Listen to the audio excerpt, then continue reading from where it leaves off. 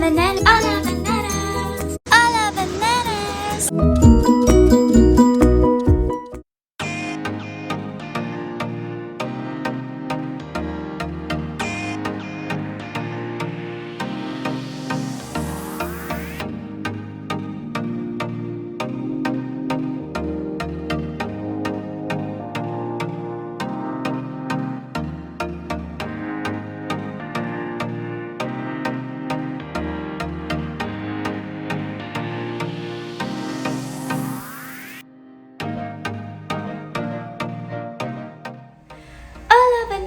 We're here in Miami! So ngayon, pupunta ako.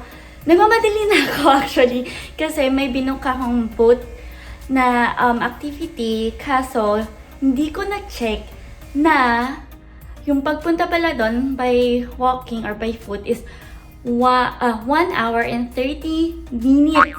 Kasi during these past few days, na 1 week na kasi ako nandito, pupunta lang ako sa mga lugar nagsupuntahan and sa beach, which is like 5 to 10 minutes away lang from here.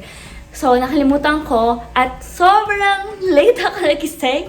Kaya ngayon nagmamadali na ako and instead na iniisip ko na mag-bike kasi nag-bike na rin ako kahapon kasi meron ditong near rent na city bike na nandun lang sa kalsada. All you need to do is download the city bike app and then bayaran online and then masakyan nyo na yun. But anyway, it will take like 40 minutes for me na makapunta doon. So, sobrang malilate ako. Maiwan ako ng boat. Ngayon, magbubook ako ng Lyft or parang Uber dito. May Uber din naman dito kaso mas mura yung Lyft. So, papakita ko na lang sa inyo and sana hindi ako late. Let's go! So this activity was booked via Airbnb. And here you can see the activity details, inclusions, and meet-up point for the boat ride.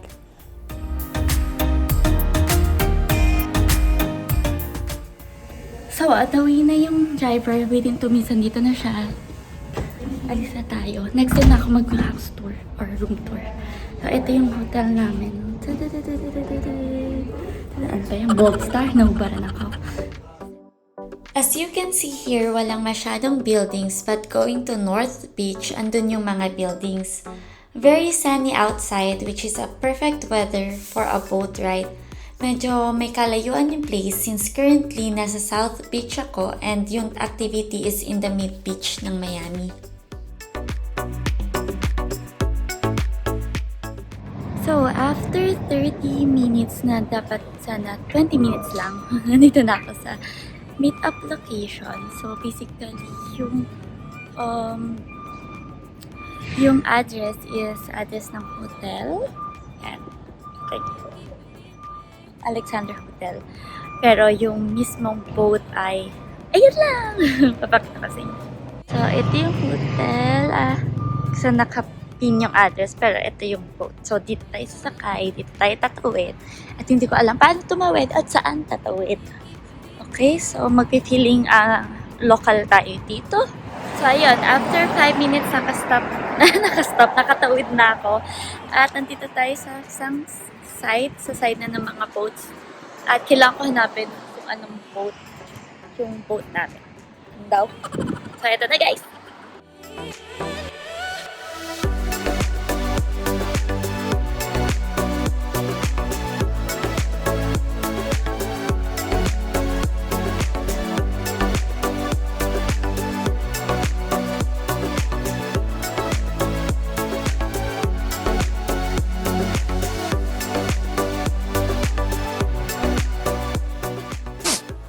15 minutes later. Okay now, so boarded na ako sa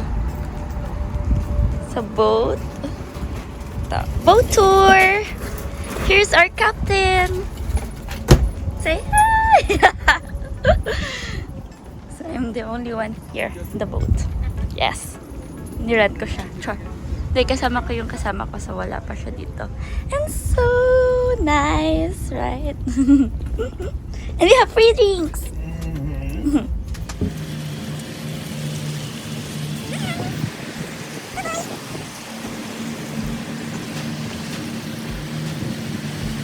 the rich poor people, you know?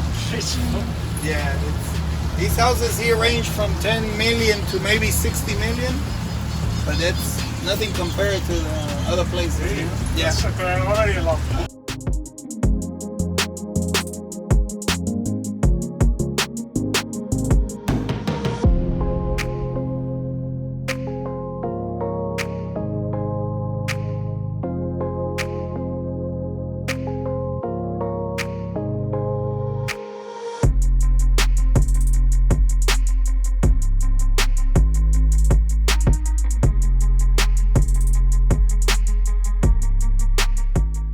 From Miami Beach, he came over, he drew a plan, and he bought the island for $120,000.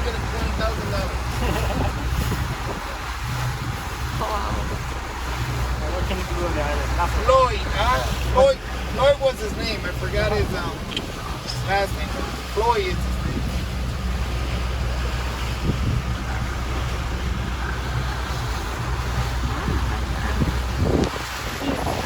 And that little island, everybody comes and hang out. They go into swimming and do barbecues. And I actually wanted to ask, like, what do the people do there? yeah, the people just come to relax and swim and enjoy yourself. It's a private island, nobody owns it. Because you can use it.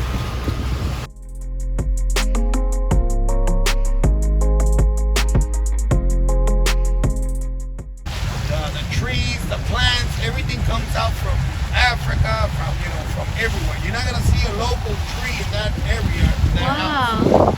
And he spends $1 million a year just on the Maintenance. just on the gardening.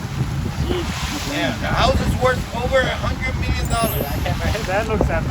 Yeah. He's got a big That's a life greenhouse. goal. That's a life goal. He has a big greenhouse in the back and everything. He loves his plants and everything. The owner, you want to guess who he is? The guy that did that little blue pill? Viagra? Mr. Pfizer himself. Oh my Yeah. gosh. Work on the vaccine as well for the pandemic. If it doesn't work out, he has a private island. No, that's not the whole island. It's not his. That's his area only. Okay. Yeah, his space over there all the way to the when you see the concrete over there. Okay, that's right. Yeah, further down you got Julio Iglesias that lives in that island. Further down you got Diddy all the way in the corner. In the other side you have Gloria Estefan, remember from Miami Sound Machine? So this is the Star Island. That's Star Island. That's one, yeah. That's Star Island. And the other side of the bridge over there, you have Jennifer Lopez. Where? Yeah, and this side, all the way in the corner in the bottom over there, we see the bridge. The second house from that bridge on is Jennifer Lopez.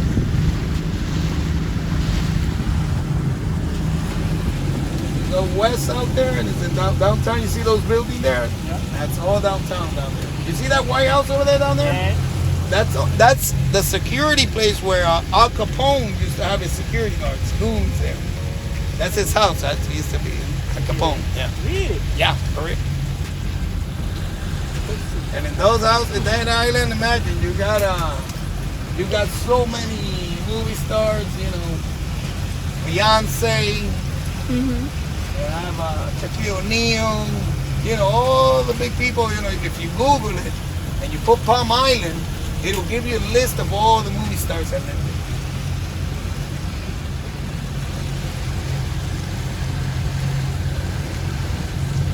But again, you have to be a movie star or something, and then, somebody. Yeah. You need to be somebody if you want to go ahead and. Bago kami umuwi or bumalik na sa meetup point namin, very accommodating ng captain namin at dinala din kami dito sa Bayside Marketplace. Nandito yung Hard Rock Cafe, souvenir shops, Ferris wheel yung nakita nyo kanina, restaurants, bars, and many more. And then after this, bumalik na ulit kami sa meetup point namin.